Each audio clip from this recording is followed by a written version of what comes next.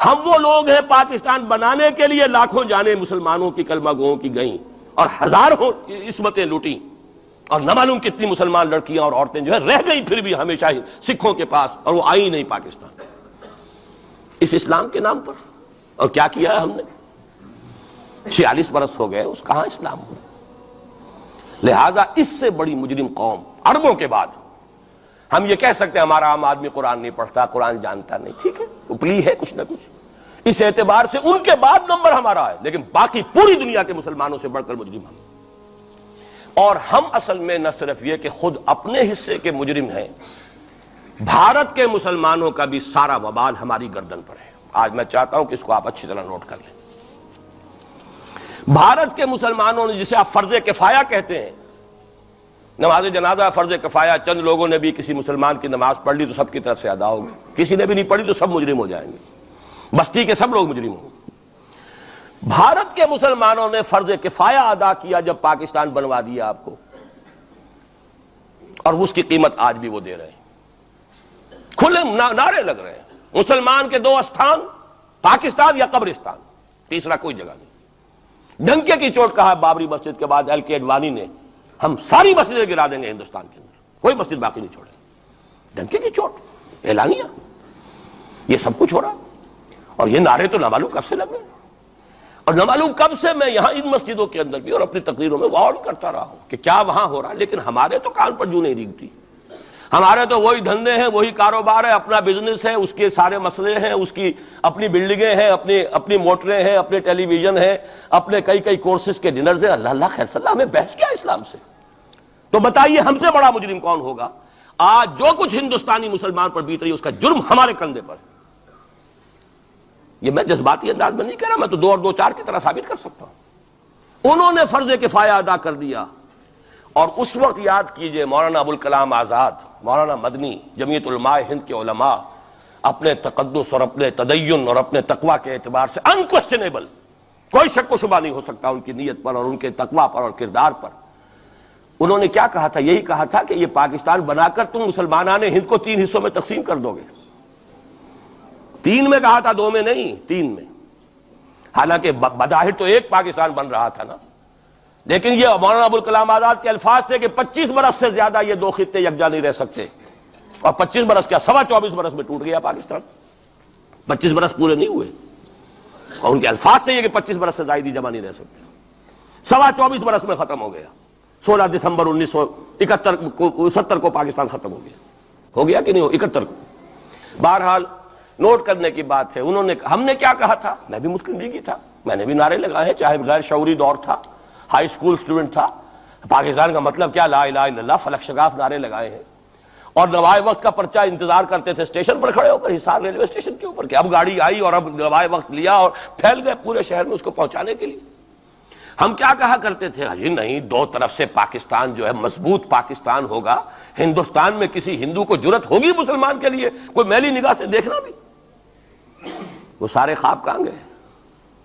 وہ تو حرم ہوئے، وہ 2 طرف کا جفا تھا وہ تو ختم ہوا، اس لیے کہ وہ زنبور تو اب رہا ہی نہیں، وہ تو کھل گئی، نوٹ ہی ختم ہوئی وہ مشرقی پاکستان۔ اور حال یہ ہے کہ آپ کی وزیر اعظم بنگلہ دیش نے یہ بھی پسند نہیں کیا کہ بابری مسجد پر جو بیان تھا وہ نواز شریف صاحب کے ساتھ مشترک بیان دے دیں، یہ اشتراک بھی دنیا کے سامنے نہ آ جائے کہ مشرقی پاکستان سابقہ اور اس وقت بنگلہ دیش کی وزیر اعظم اور مغربی پاکستان جو اب وٹ ریمینز آف پاکستان کے تحت صرف پاکستان ہے، اس کے وزرائے اعظم نے مشترکہ بیان دے دیا، یہ بھی نہیں آنا چاہیے۔ یہ حال ہے ہمارا۔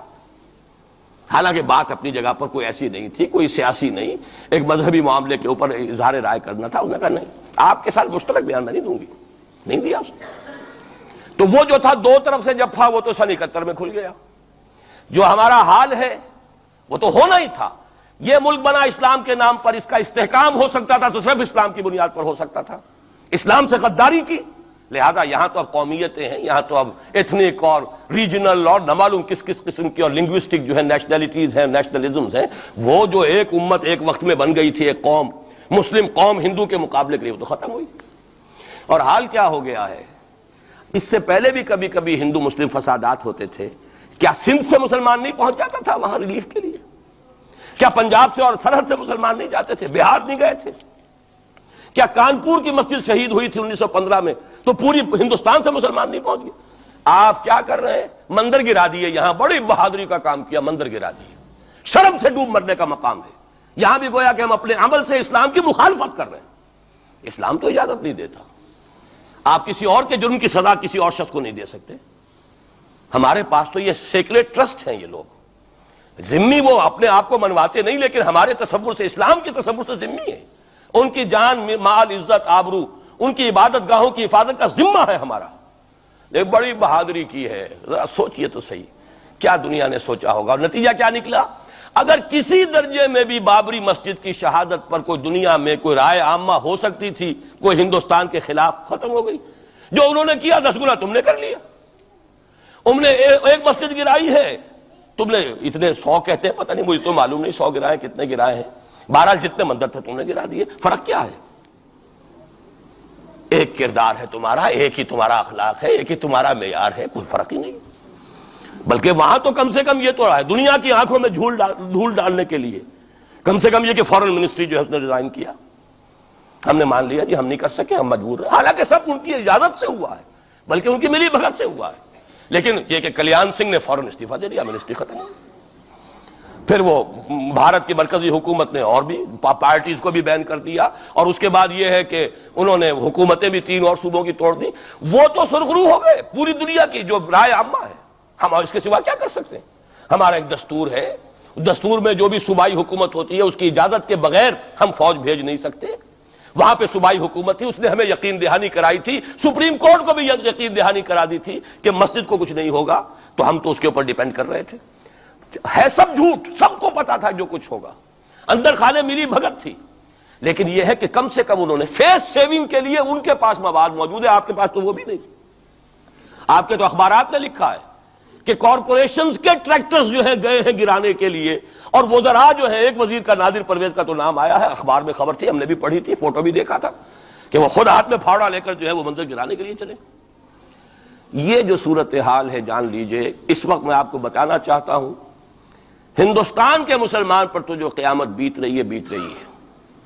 میں نے اپنا ایک تاثر کچھ عرصے پہلے یہاں شد بیان کیا تھا، رہا ہے میرا تاثر، اور وہ ہے اصل میں وہ لاسٹ سپر جو ہے انجیل میں جس کا تذکرہ ہے حضرت مسیح علیہ السلام نے جو آخری کھانا رفع سماوی سے قبل کھایا ہے اس باغ میں جہاں روپوش تھے اپنے حواریین کے ساتھ۔ تو اس میں یہ الفاظ آئے ہیں، میں نہیں جانتا صحیح ہیں غلط ہیں، وہ ایک علیحدہ بات ہے، کہ آپ نے وہ روٹی توڑی اور کہا کھاؤ، eat and this is my flesh, یہ میرا گوشت ہے، کھاؤ۔ اور اس کو کہتے ہیں وائن، کوئی مشروب ہوگا جو بھی ہوگا، ڈالا کہ پیو، drink and this is my blood. میرا احساس ہمیشہ یہ رہا ہے، اس کے بعد کچھ ماند پڑ گیا جب یہاں مسلمان نے یہاں مارا ہے اور کچلا ہے اور زندہ آگ میں جلایا ہے، پھر بات ختم ہو گئی، میرے دل کے اوپر سے وہ احساس ختم ہو گئے۔ وہاں ہندو کے ہاتھوں جب مسلمان کے ساتھ یہ کچھ ہوتا تھا تو پھر جب میں کھانا کھاتا تھا محسوس کرتا تھا کہ میں ہندوستانی مسلمان کا گوشت کھا رہا ہوں اور ہندوستانی مسلمان کا خون پی رہا ہوں۔ یہ ہمیں عیش جو یہاں حاصل ہے، جو آرام حاصل ہے، جو ہمیں یہاں پر سہولتیں حاصل ہیں، جو معاشی اس کی کاسٹ پر ہے۔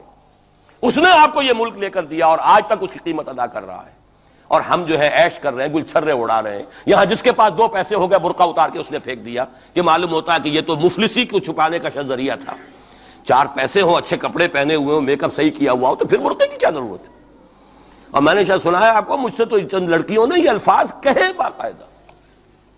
میں جب پریکٹس کرتا تھا لاہور میں کرشن نگر میں، تو ایک گھرانے کی، اور مجھے معلوم ہوا کہ ان کے والد انتہائی نیک تہجد گزار، کئی لڑکیاں تھیں بہنیں، ایک ہی تقریباً عمر 200 سے 1.5 سال کی، کبھی وہ آتی تھی کلینک میں میرے تو برقعے سمیت، کبھی آ رہے ہیں تو بغیر برقعے کے۔ تو میں نے پوچھا یہ کیا تماشا ہے آپ لوگوں کا، کبھی بغیر برقعے کے کبھی برقعے سمیت۔ صاف جواب دیا، میں ان کے الفاظ کوٹ اینڈ کوٹ میں ان کے الفاظ کوٹ کر رہا ہوں، ڈاکٹر صاحب جب ہمیں کوئی میک اپ کرنے کا، کپڑے بدلنے کا موقع نہیں ملتا تو ہم برقع پہن لیتے ہیں، اور جب ہمیں موقع ملتا پھر ہم برقع کائے کو پہن۔ تو گویا کہ اس کو چھپانے کا ذریعہ برقع ہے، کہ کپڑے میلے ہیں، میک اپ نہیں کیا تو لہذا برقع پہن لیا جائے۔ یہ ہے حال پاکستان میں اسلام کا جو ہم نے بنایا ہے۔ تو میں جو کچھ دیکھ رہا ہوں وہ یہ ہے کہ ہندوستان میں تو قیامت، اب وہاں جو آفیشیل فگرز ہیں 1000 1200 کتنے ہیں، لیکن کم سے کم 10,000 آدمی، اور اب یہ چین ہے فسادات کی۔ کل کے اخبار میں احمد آباد کی تھی، کبھی کہیں ہے کبھی کہیں ہے. اور واقعہ یہ ہے کہ